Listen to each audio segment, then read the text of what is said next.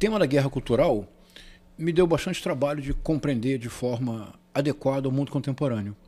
Porque a ideia de uma guerra cultural, ela já tinha florescido no Ocidente desde a modernidade.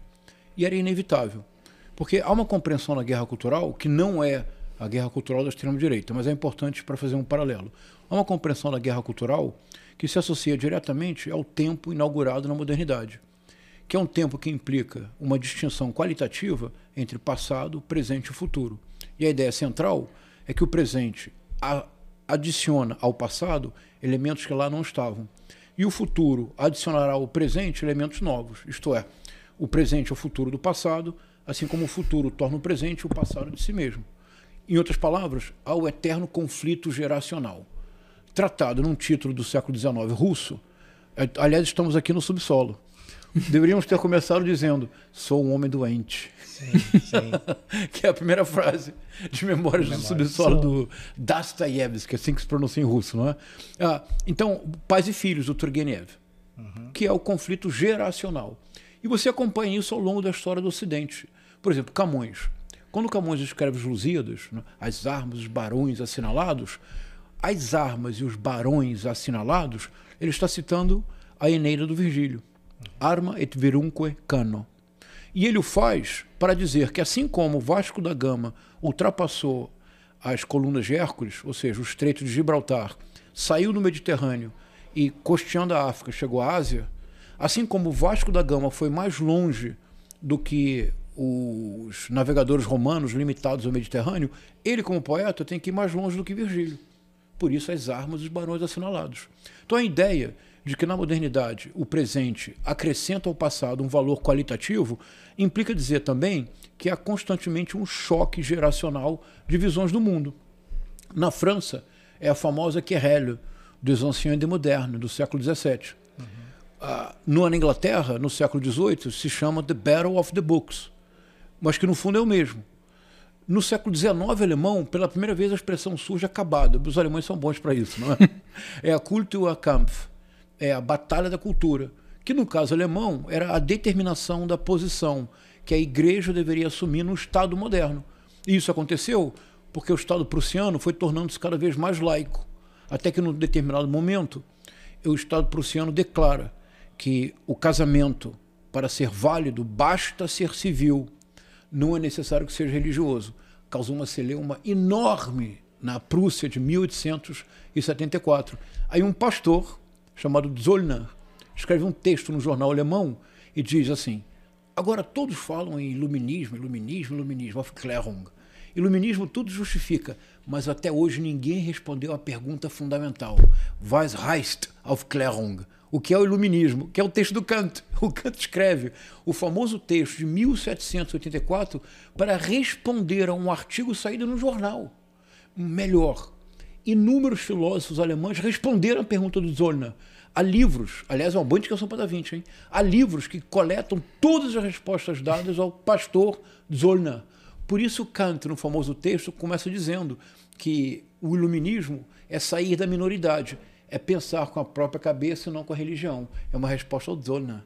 Então, a ideia de uma guerra cultural, visões de mundo contrárias, está na base, por exemplo, das vanguardas históricas do século XX e da Semana de Arte Moderna. Era a ideia constante de trazer o futuro para o presente, acelerar o tempo, afastar-se do passado.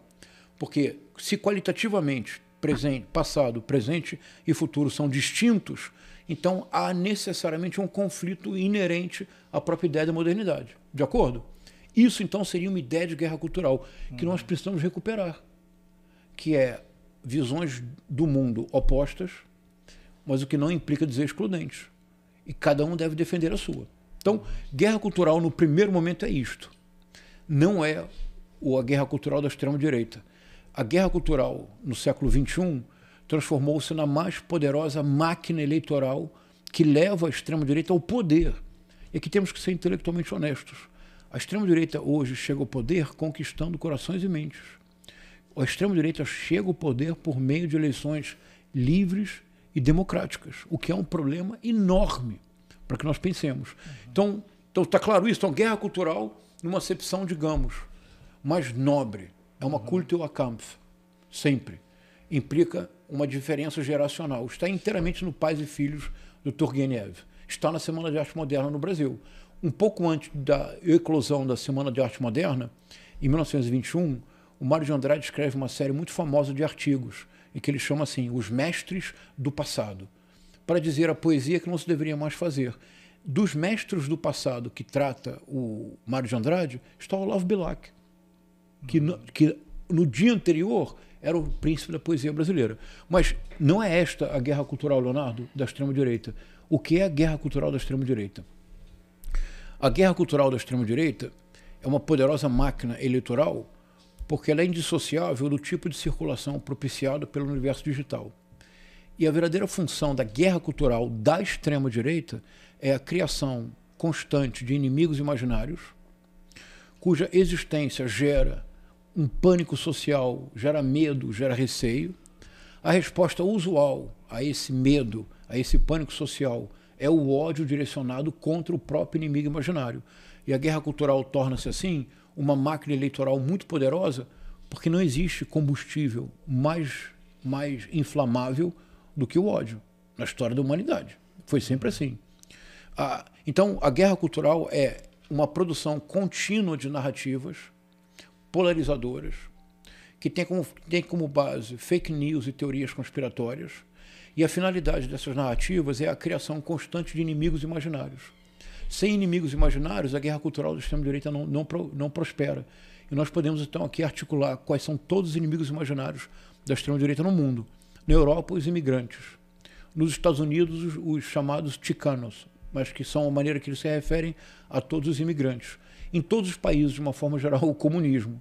No Brasil, sempre nessas eleições, agora mesmo, um candidato que de fato é a própria expressão do subsolo, o Paulo Marçal, dizia que ele dizia claramente: a razão pela qual eu entrei nesta eleição é para impedir que o comunismo domine o país, que é o inimigo imaginário. Que essa ameaça nunca houve no Brasil. Então a guerra cultural é uma produção em série de narrativas com a finalidade de gerar inimigos imaginários que propiciam o surgimento de uma visão do mundo bélica, da eliminação do outro e de uma linguagem própria, que é a retórica do ódio. O bolsonarismo é esse tripé de uma visão do mundo bélica, de uma visão do mundo bélica que implica a eliminação do inimigo interno. Mas se eu pretendo eliminar o inimigo interno, eu preciso identificá-lo, eu preciso de uma teoria, essa teoria existe, eu preciso de uma linguagem. A visão do mundo bélica, agônica, é a Lei de Segurança Nacional de 1969. A teoria que permite identificar o inimigo interno é o Orville, e a linguagem que populariza e torna esta concepção verdadeiramente popular é a retórica do ódio.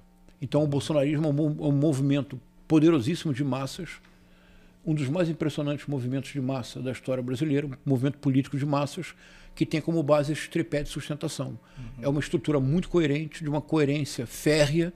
Uma vez que você aceita os pressupostos, você não tem mais como sair dele. E a minha preocupação em tentar compreender o bolsonarismo, mas falamos mais disso depois.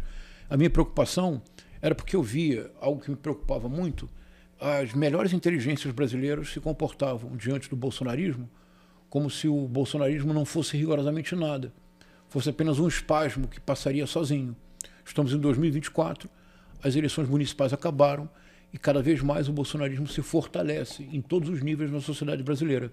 E será tanto mais forte quanto mais se afaste de Bolsonaro.